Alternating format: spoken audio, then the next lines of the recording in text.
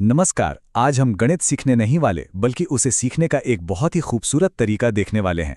ये सब कुछ फूलों के त्योहार नाम की एक किताब से प्रेरित है जो अंकों को एक कहानी में बदल देती है। अच्छा, याद करने की कोशिश कीजिए, जब पहली बार जोड़ना सीखा था तो कैसे सीखा था? शायद सेब गिनकर या फिर कुछ ब्लॉक्स के साथ। आज हम एक ऐसा तरीका देखेंगे जो गिनती को ना असल दुनिया से जोड़ देता है। तो कहानी शुरू होती है रोहन और सुवाली जैसे बच्चों से जो एक त्योहार के लिए फूल इकट्ठा कर रहे हैं। यहाँ गिनती सिर्फ कोई नंबर नहीं है, बल्कि वो फूल हैं जिन्हें वो सच में छू सकते हैं, महसूस कर सकते हैं। और पता है, इस किताब का सबसे कमाल का आइडिया क्या है? वो ये कि हर माला में 10 फूल हैं, जो सीधी सीधी दहाई की जगह बता देती है, और जो खुले फूल हैं वो इकाई हैं।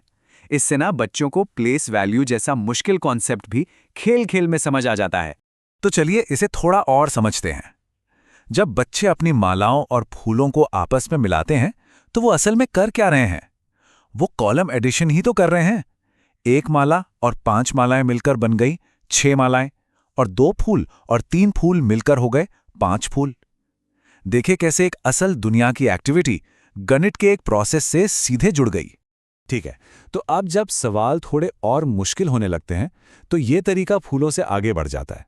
अब आते हैं गिनती के कुछ नए विजुअल तरीके जो हमें धीरे धीरे कल्पना की तरफ ले जाते हैं। ये तरीका ना एक एक मोती गिनने वाली गिनलड़ी से एक कदम आगे है। अब एंट्री होती है संख्या रेखा की, यानी नंबर लाइन की। ये गिनती को एक सीधी लाइन पर दिखाती है जिससे सब कुछ एकदम व्यवस्थित हो जाता है। और ये तो बहुत ही शानदार है। मान लीजिए 23 में 14 जोड़ना है, तो क्या करेंगे? 23 से शुरू करेंगे, फिर 10 की एक बड़ी छलांग लगाई और सीधे 33 पर पहुंच गए। फिर एक एक करके 4 छोटी छोटी छलांगे लगाई और बस पहुंच गए 37 पर। देखा कितना आसान हो गया? अच्छा, फूलों से आगे बढ़कर अब कहानी में आते हैं ब्लॉक्स, और इनके जरिए हम जोड़ने की पहली बड़ी चुनौती को समझेंगे, और वो है हासिल लेना, या जिसे हम कैरी ओवर भी कहते हैं। और यहां देखिए, ये कितना बढ़िया तरीके से हासिल लेने को विजुअली समझाता है। 11 इकाई वाले ब्लॉक्स एक साथ तो रह नहीं सकते, तो उनमें से 10 मिलकर एक दहाई का ब्लॉक बन जाते हैं। बस यही तो है कैरी ओवर का कॉन्सेप्ट। और देखिए, जो बात अभी अभी ब्लॉक से समझी थी वो अब अंकों की दुनिया में कैसे काम आती है। जो पहले सिर्फ एक नियम जैसा लगता था ना, अब उसका एक मतलब समझ आता है। वो हासिल का एक अब कोई जादू नहीं है, बल्कि वही 10 वाला ब्लॉक है जो आगे चला गया। चलिए अब बात करते हैं घटाने की, यानी सब्ट्रैक्शन की। इसे एक सूखी प्रक्रिया की तरह नहीं, बल्कि एक कहानी की तरह देखते हैं जिसे हल करना है। और ये कहानी शुरू होती है हाथ से बने दिए बेचने से। तो यहाँ घटाव की जो समस्या है वो एक बातचीत से शुरू होती है। कोई सोच रहा है, मैंने दिन में 75 दिए बनाए थे और 35 बेच दिए।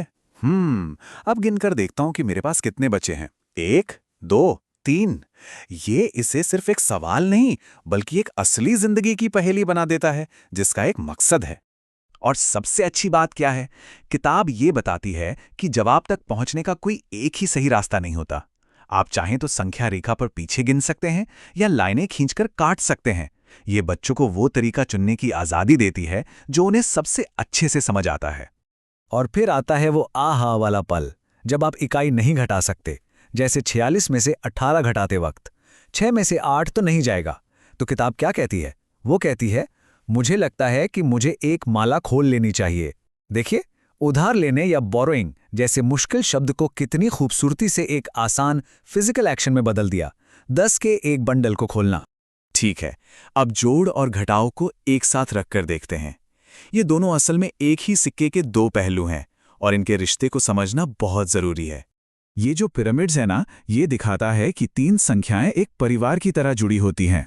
अगर नीचे की 2 संख्याएं पता हैं, जैसे 20 और 30, तो उन्हें जोड़कर ऊपर की संख्या यानी 50 मिल जाएगी। और अगर ऊपर वाली और नीचे की कोई एक संख्या पता है, तो दूसरी वाली भी आराम से पता चल जाएगी। तो सार क्या है?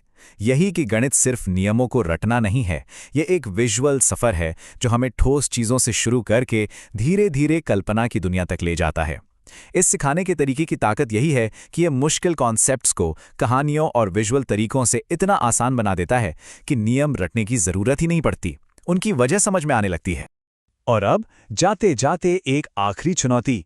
दलजीत ने ये 2 सवाल हल किए हैं, पर लगता है कुछ गड़बड़ कर दी। क्या आप बता सकते हैं कि उसने क्या गलतियां की हैं? जरा सोचिए और जो भी हमने आज सीखा है उसे इस्तेमाल करके देखिए।